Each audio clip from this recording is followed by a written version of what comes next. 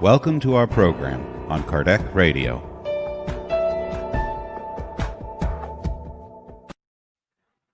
Hello, friends. Welcome to Kardec Radio, to our daily prayer. I'm Alba Morales, and today we are live from Arlington, Virginia. Yes, so we are going to start this moment of prayer for uniting our minds and our hearts with a moment of centering ourselves, with a moment of just calming down, settle our mind. So therefore, we are going to start with a prayer. Then we will have an enlightening reading, and we will finalize with our prayer. Okay, so let us start.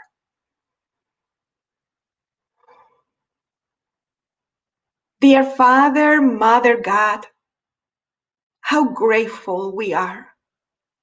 We are so very grateful for these moments of serenity and nurturing our soul.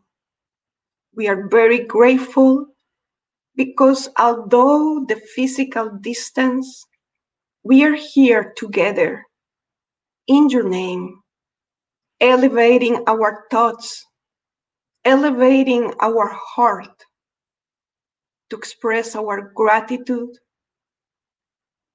to praise you, and to ask. We ask you for your permission.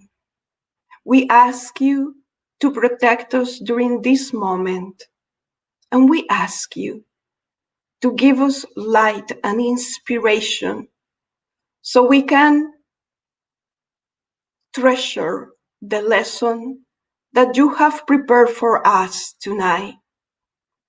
May the positive vibrations of this brief encounter embrace us all and permeate the ambience and the environment in which we are located right now, and also be of benefit for those who are living with us or working with us or sharing the same neighborhood or community. May the light of this brief but heartfelt prayer reach out and do good for all of us. In your name we pray, and so be it. So hello again, friends. I'm Alba Morales at Kardec Radio, and we are here one day after Thanksgiving. And we are here to also to continue giving thanks, because every day of the year is good to express our gratitude. For tonight, we prepare a very brief reading from the book Happy Life. We are sharing our screen right now.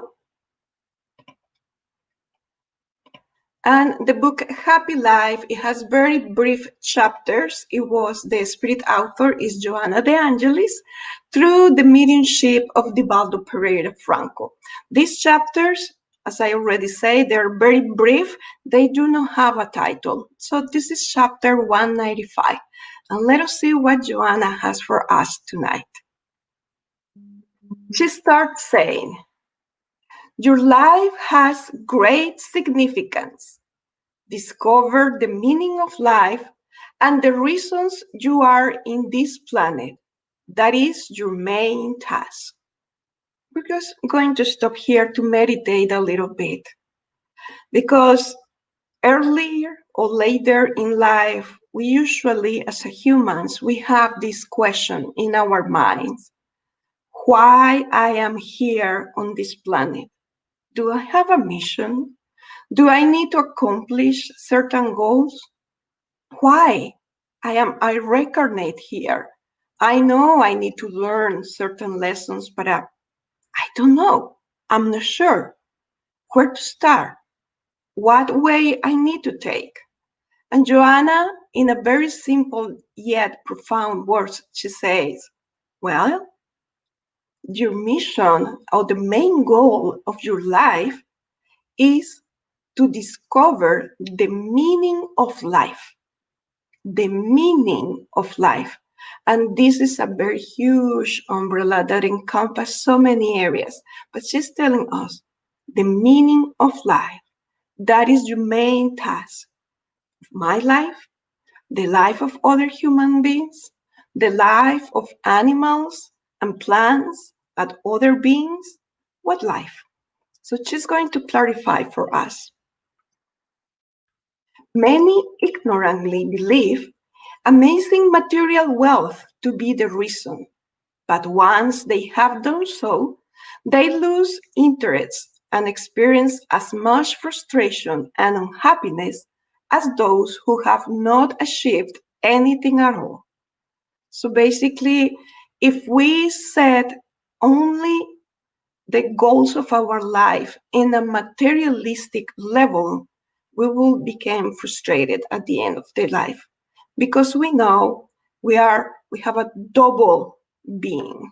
Our main being is spiritual, and we are dressed in this temporary body in this planet that is helping us to connect to Mother, to dance Mother.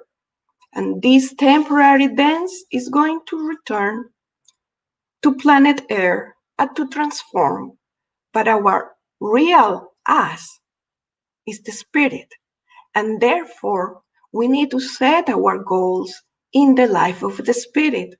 We have a friend, a spiritist friend, and he likes to set goals for what I do want to do or where I want to be in 100 years. What is my purpose? I would like to be a kind person, a benevolent person, a forgiving person, a tolerant person. Oh, I would like to have a mission and to work with people and to provide services. Or I would like to work in arts and to bring beauty. Or I would like to work in a construction industry and bring buildings and design cities of such colorful.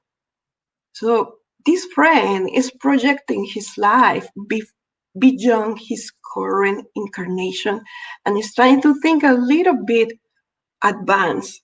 And that's what we need to do. Let us visualize ourselves already perfect as God sees us. Because God and Jesus, the governor of planet Earth, they already know where are we going, but we need to trust. We need to trust that we are going towards that direction. Joanna says, if you look at the spiritual issue of life, the need for self-enlightenment with the divine thought, your whole journey will unfold safely and productively. We already say this. We need to take in consideration our spiritual aspect. And we need to connect with the divine thought, with God, with the supreme intelligence. The name, it doesn't matter. We don't have in the human language any appropriate word or label for God because it's so inconceivable for our level of intelligence that we won't name it correctly. So any name that we give, but we know the meaning. We know what we're trying to grasp here. It's connecting with the source of life. And therefore, Joanna says, our journey will be safely and will be very fruitful and very productive. She finalized chapter 191 of Happy Life by saying, no one can feel complete without being in constant connection with God, the source of all good. Think this over and follow the path of life everlasting. All of us, incarnates, discarnates on planet Earth, in different planets, in all the stars, in the suns, in other galaxies. Whatever spirits are spread in the universe, we all need God, because that's the purpose of our life, to get connected to the source of our very own life and to get closer and closer and closer and closer to it. Let us remember the first questions in the Spirit's book, the first question that Kardec asked to the spirits. He asked, what is God? He didn't say, who is God? He asked, who is God?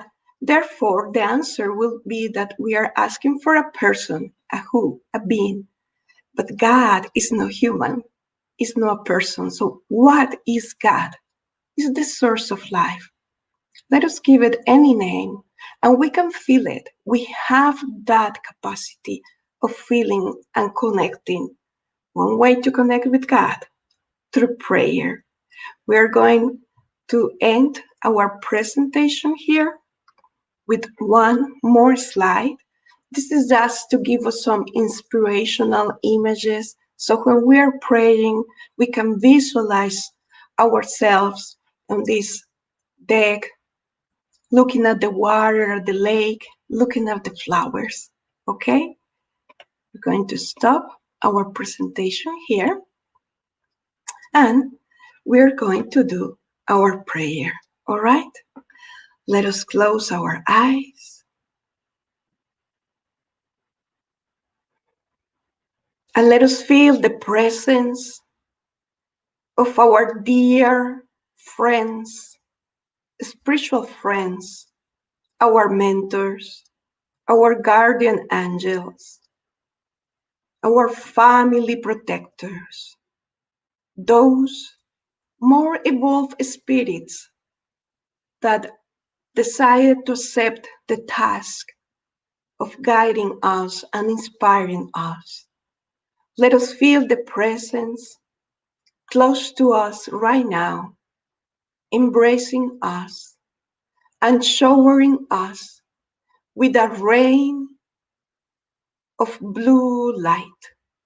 This rain of blue light is falling from up from the head and is going down, caressing all our body, external organs, internal organs, bringing everything into balance, bringing everything into equilibrium. And the light is projecting down and is getting out to our feet. And we feel it like a shower that is cleansing. And we can feel that this shower is not only cleansing our physical body, but every layer of our perispirit, and is cleansing and closing any opening that we conscious or unconsciously have opened to negative thoughts, to negative vibrations. And then this light, blue light, is penetrating our very own spirit, our very own powerful spirit that vibrates so quickly and so radiant that without the help of a perispirit, we will destroy the physical body. So we are precious and we are a treasure of God. And let us feel tonight gratitude for being children of God, for having the main goal in our lives to discover the meaning of life, to discover that we are called and our final destiny is to be happy. And we ask for help.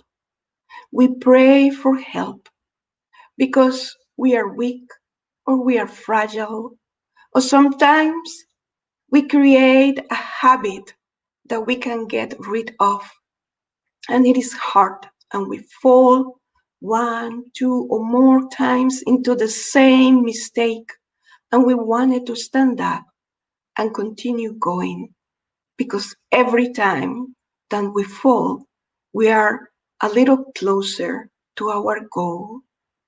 So, dear Master Jesus, we are here to ask you for your help and your assistance and your guidance, to remind us that we are beloved children of God, and to remind us that life is precious, and this very present moment is creating our future.